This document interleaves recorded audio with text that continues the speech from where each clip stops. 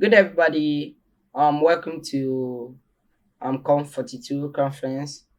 I am Ahmed Bankole, and I'm going to be talking about building awesome UI applications with Vue.js.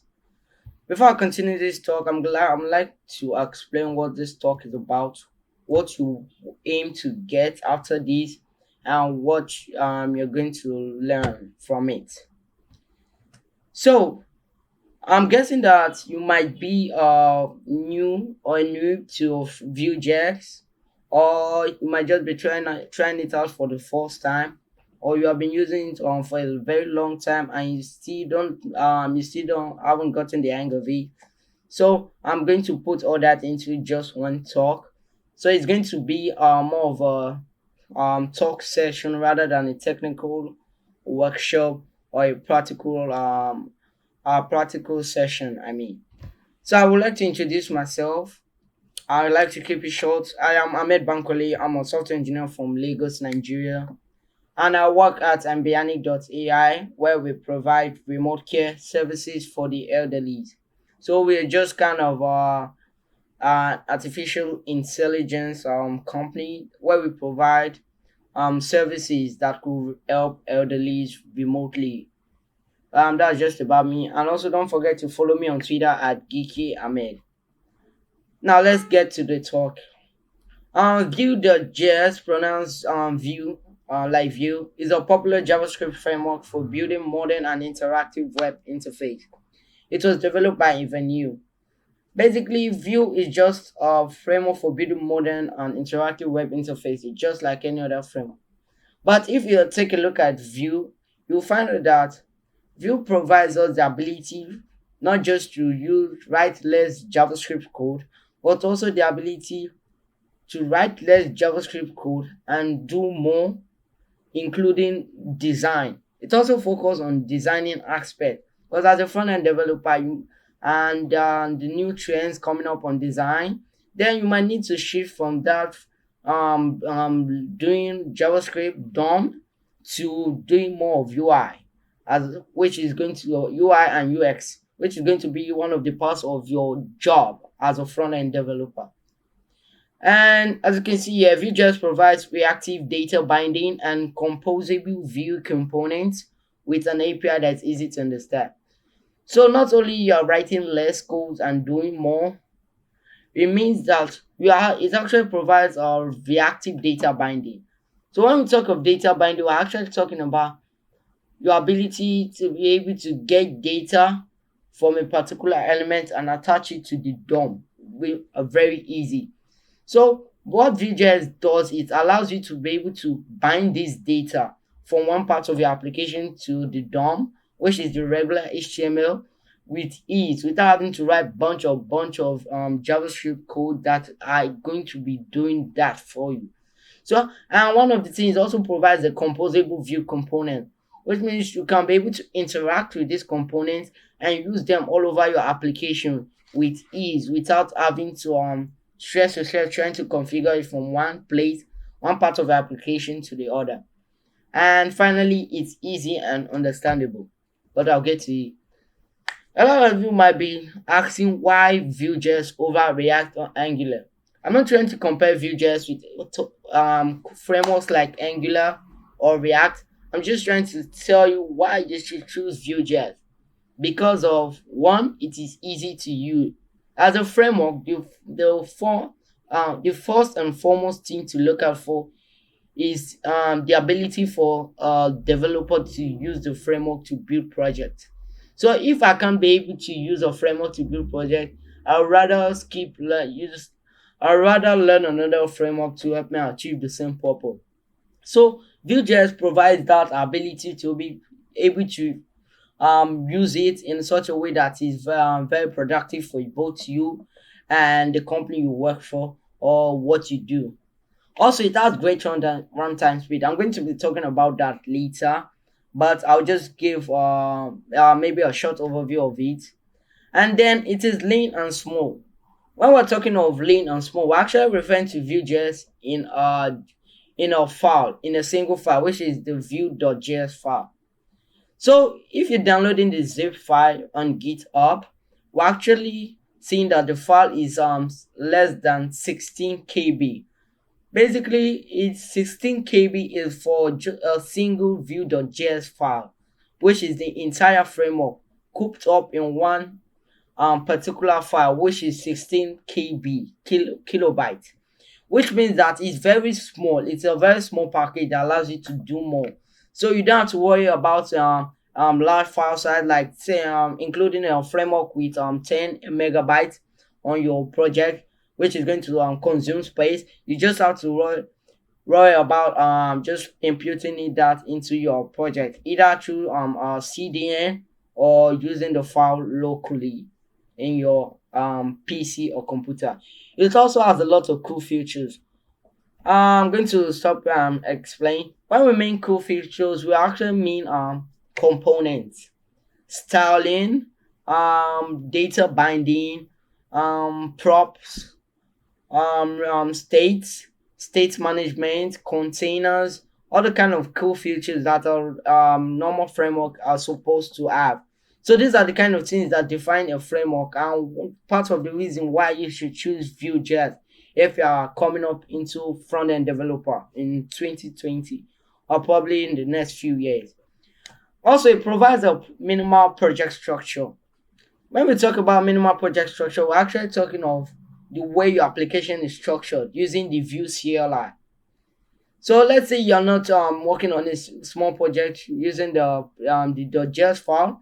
Rather, you're working on an enterprise project, a large project, a complex project that needs to make use of the Vue CLI. Just like you have the React CLI, you have the Angular CLI. Vue also has its own CLI.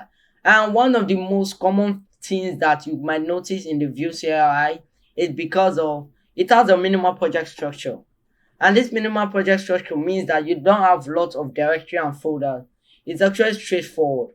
If you just a regular project structure, you should have the source folder, and inside this source folder, you are going to see the components. When you see the component, you see the assets, and that's pretty much about it. Those are the things that contains the part of your application that needs to be run, and the files are saved at .vue, which means it provides its own extension so that I can be able to differentiate between HTML and Vue. So you don't have to worry about writing on a whole entire syntax, just like you write JXX. So instead of writing the JXX in React, you could write in .vue, and basically this .vue, you're just writing plain old HTML, and then you could write some scripts which are related to Vue. So it's not much, and then it's easy to configure. Vue.js, I don't think it's actually hard to configure. It's just by installing it using npm or yarn, or you could use local CDN to include in your project. I don't think it's that much of a deal to set up on Vue.js because it doesn't weigh much, it doesn't cost much, it doesn't consume space, and it's easy to use and understandable. Now, like I said, Vue.js runtime performance. If you take a look at this chart, you're seeing React 20%, Angular 35%, Vue 45%. Well, these are part of my observation, so I don't think it's actually what you might observe, but they are part of observation and personal routine checking. After doing a rigorous testing, performance check, and researching, I found out that Vue has a higher runtime speed than React and Angular. When we're talking about runtime speed, we're talking about loading time. When you start the application, how fast can you be able to run and be able to deliver the content in it? So this is mainly talking about the loading time of your application. When you restart your application, how long does it take for it to be restarted, or how long does it take for your application to be up and running? And you can see the chart. Angular does better than React. That's because React tend to have more dependencies than the other frameworks, which is Angular and Vue. And since Vue.js has a minimal project structure, it means the runtime speed is going to be increased by a whole lot. So which means you're actually getting more runtime speed, which is good for your application. So in short, Vue.js has a good runtime speed and a great optimization technique. Now let's talk about the UI aspect of Vue.js. A lot of you might know Vue.js, but you don't know that you can actually do a lot with Vue.js.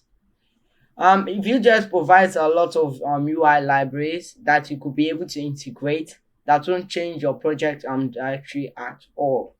So let's say you're not the type that loves using materialized CSS, or you don't like using Bootstrap, but you just want a syntax design of its own without including those two libraries or any other library. You could use using a correct variety of these UI libraries I just stated out, and these are personally unpaid from various websites, and they are top rated and used by a lot of people.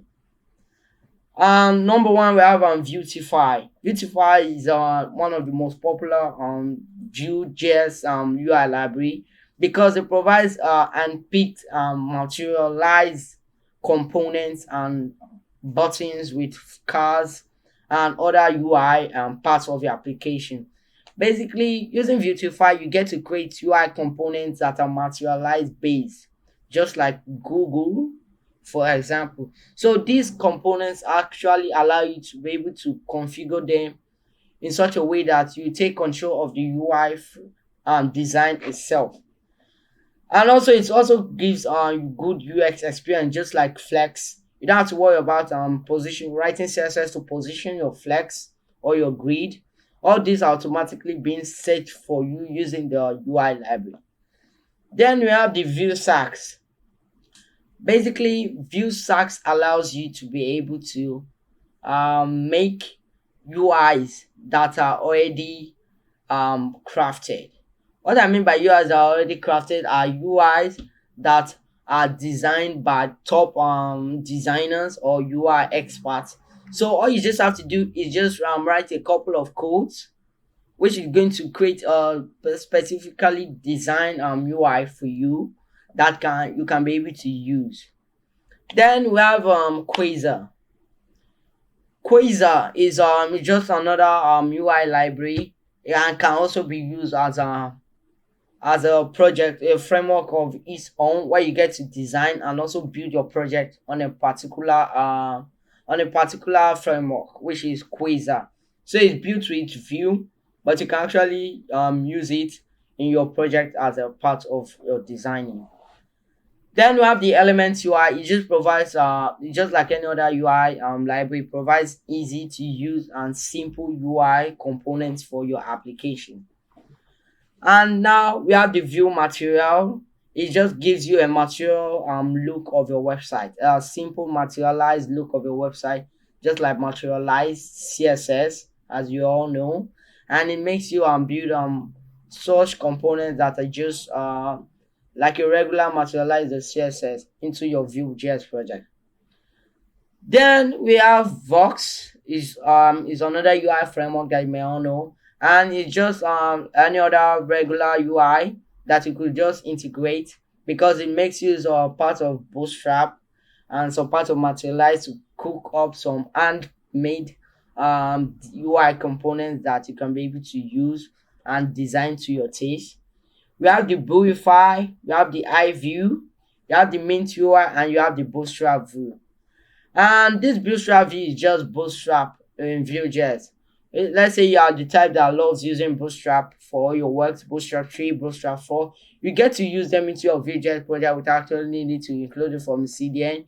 You could just install it locally, or you could use or you could use a CDN if you have access to internet connection. You could use the CDN to access Bootstrap View, where you get to actually build UI component based on Bootstrap, whether version 3 or version 4. So this is a typical project directory in your source folder. Like I said, it provides minimal project structure. In your source folder, we have the views, we don't have the views actually, we have the components, and you have the assets. But the mistake most people make is actually putting your pages into the components, and that is going to be a lot of problem because of Putting your pages in your component is going to make your application messy, which is not a good idea, especially when you are running an enterprise application or a business application, because of you can't be able to differentiate if it's a component that you'll be using in a part of your application, or if it's a page that you could use as a standalone component. So these are two major problems in the front end as a front end developer when using Vue. So since Vue doesn't provide this flexibility for you to be able to use views as for you to be able to create pages in your component, you can use the views folder. You could just create a views folder, and basically this folder should hold your pages, like your home page, your contact page, your login page. So storing your pages in this view rather than your components is going to make work a lot easier for you rather than taxing. So as a front-end developer, you want to make your work look less stressful, because of you are going to be working on a whole lot, and productivity matter. So if you're not productive enough to be able to separate your components from your pages, there's going to be a huge problem when you eventually turn into an complex application, or you turn into a business someday. Then in your components, you create another folder called shared. The reason why I'm talking about this is based on UI and UX. UI and UX go together. So you can't have a UI without UX, and you can't have a UX without UI. It's just kind of a bread and butter where you need them to be able to test better. Creating a shared folder, the components folder actually hold your components, like the buttons component, your nav bars, your sidebars, those kind of stuff. But grouping your components folder to a shared directory. What you want your shared directory to do is all components that are used all over your application. So components like the navigation bar, the footer, the sidebar, eventual, or let's say some icons, some recapture, some buttons, some contacts, those kind of stuff. If you are going to use them all through your application, then it's advisable to put them in your shared folder. By putting them in your shared folder, you're actually making work easier, because of you can differentiate between components that are located for the dashboard. Take for example for the dashboard, or located for the client area, and then you can know the one that are used in your general application. So let's say 2-3 years later you come to check out your application, then you can know where you group those components. So rather than just opening a component and seeing a long list, then you could just go to your shared components and then see what you're working on. I guess I'm done with that. And now let's talk about something more related to UX rather than UI. Lazy loading. A lot of you might have heard about lazy loading. And I found out that lazy loading is one of the things that cause imposter syndrome among front-end developers. Uh, well, let it not be, because of I'm going to give it to you way is going to make your experience with UI and UX more easy to understand. Lazy loading is an optimization technique that delays the loading time of objects, allowing for a quicker load time. You might be thinking this might not be related to UI in any way, but it is, because of if you have good UI and your UX is poor, or let's say your website takes a whole lot of time to load, then nobody's gonna view your UI. Nobody's gonna care about your UI, because it isn't showing them what they want. It's delaying the consumer or the client. So you can visit a website and discover that, excuse me, and discover that the website takes a longer time to load. So the longer the time it takes to load, the more frustrated you get about the website, and you tend to close the website or visit it another day.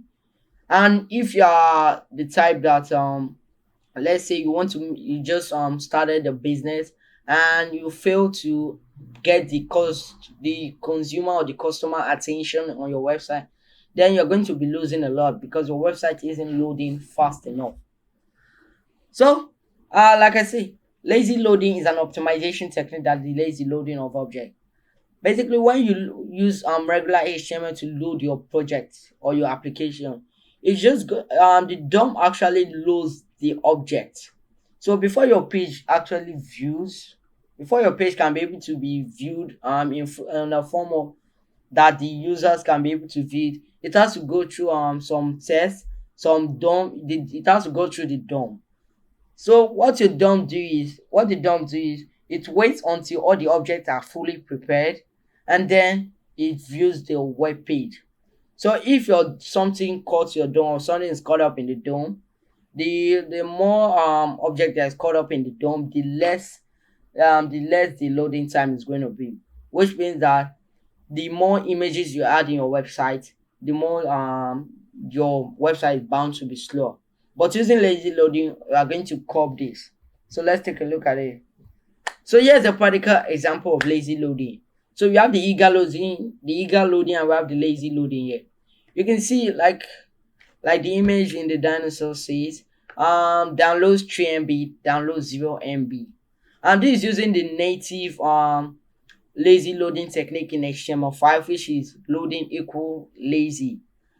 Doing this actually makes the iframe to be lazy. It's an attribute actually, which means it's actually an object, and we want to load it lazily, which means we are preventing the object from delaying the loading of the main website. So while the website is loading or it has been loaded, the download or the image, the object keeps on loading until it's done without interrupting the flow of the website itself. I hope you are getting this technique. So when you put this attribute, you actually make work easier for you as a front end developer. And also you can see here with lazy loading, without lazy loading. So when you do lazy loading, it's going to show the content first. It will show the content that are available. Then it's going to show sidebar, rotating, spinning bar, a progress bar that shows that parts of your website are loading. So using this technique, um it actually adds parts of the website that hasn't been loaded yet, so that I can view some parts that are already been loaded. So that way it doesn't interrupt the UX of your website or the UI. So the users get to see what they want to see without having to wait until the other object is being loaded. So now let's talk about lazy loading in Vue.js. In Vue.js, you could do lots of techniques to lazy loading. You could use Loza. There are a lot of libraries for doing that. Lazy loading JavaScript. But I'm going to be giving a brief overview of how to lazy load routes. And you can see here, this is a regular ex6 syntax. And you can, after we imported our view and we imported our router, we are creating a function called lazy load. And then we're including the view, like I said, for the page. Basically, what we want in the view is to show that it's the page we want to load. And the function is going to carry a parameter named view. And this parameter is the location or the component that we want to load in our application. So we're telling our application to lazy load this page or lazy load this component. Then after we do that, we are actually putting our return, and then using the return, we're importing the location of the view, like we say. So just like we put here, as we put the lazy load home. So what to attend the application is that whenever we want to visit the home route, load the component first before loading the entire application. So we're actually going to lazy load. We're going to bring out the component, which is the home page. We want to bring out the home page before loading the entire page. Because of what Vue.js does is that when you load a page, you are loading the entire page, which includes the home page, the contact page, into one file.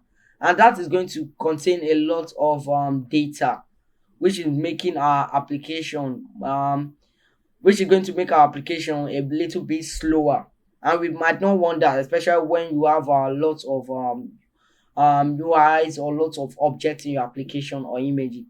So what you want to do is, rather than making your application load all at once, you make your application load bit by bit. So when we're lazy loading the home, we're only importing the home component, which is the home route. So when I click on the go to the home route, we're going to lazy load it, which means we're going to bring out only the home route into one file rather than bringing out the whole of our application into one file. As you can see, I'm guessing this is very understandable. And well, you could try it out anytime. And if you need more information about this, send me a message on my email at thegeekyahmed@gmail.com, and you could follow me on Twitter. Well, thank you for listening to this session. I hope you have a good day, and I'll see you later and the next time.